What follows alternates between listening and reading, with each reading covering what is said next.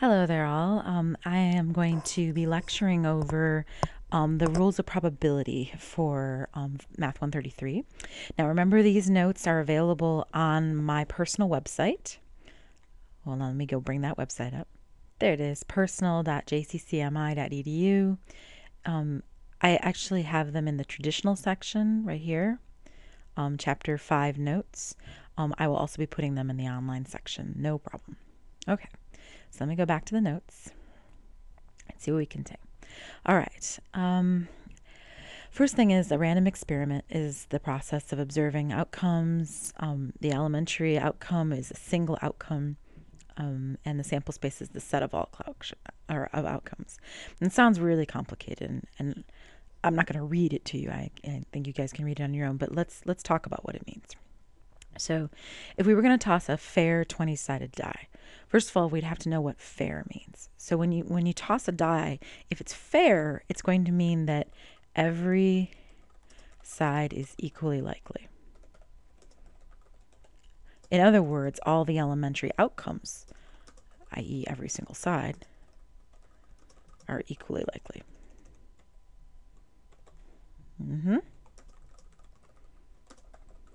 Oops. Got to spell likely correctly. All right. Now, the random experiment consists of tossing the die. Right? That's the actual experiment itself. You don't know what the outcome is going to be until after you've done it. Right? Okay, now what are all the outcomes? Well, on a 20-sided die, oh, you might not know what a 20-sided die is. Hold that thought. Let me go find you one.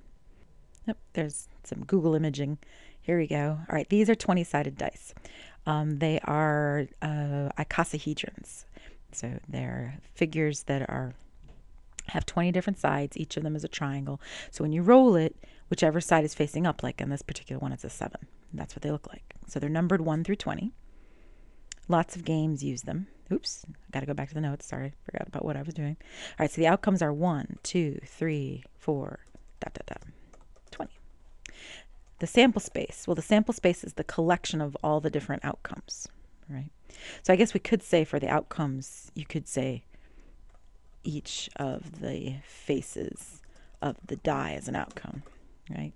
And then down here we could say it's the set of all the different outcomes, right?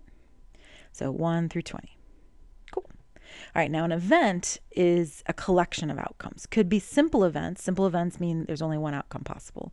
Or it could be compound events, meaning more than one thing could happen. So for example, if you're talking about a 20-sided die, what's rolling an even number going to look like? That's 2, 4, 6, 8, 10, 12, 14, 16, 18, 20. It's not easy to type and talk at the same time. And then what about rolling at least an 18? Well, at least an 18 means 18, 19, or 20, right? 18 or higher. The words at least in math mean greater than or equal to. All right, what about rolling less than? Okay, less than 2 would be 1, right? There's only one number less than 2 on a 20-sided die, and it's 1. All right, what about rolling a 10, 11, or a 12? Well, that would be 10, 11, 12, right? All right, so which of those events are simple events? Well, a simple event has only one outcome. It's right up here that they mention it. All right, so the only one of these that had only one outcome is event G. Right, a G has only one outcome. So G.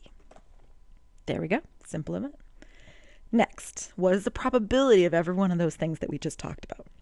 All right, so an even number on a 20-sided die, that's 10 of the sides. So you could find the probability several ways. You could say, well, here, let me do it this way. I'm going to bring up an equation editor. So I could say 10 out of 20. Hold on, let me make that bigger. There, now you can see it better. 10 out of 20, but we all know that's 1 over 2. But we also know that's 0.5. But we also know that that's 50%. All of those count as the probability. Now, the one that we're going to use the most often, quite frankly, is the decimal. But all the rest will do too. All right, what about F? F was, oopsie.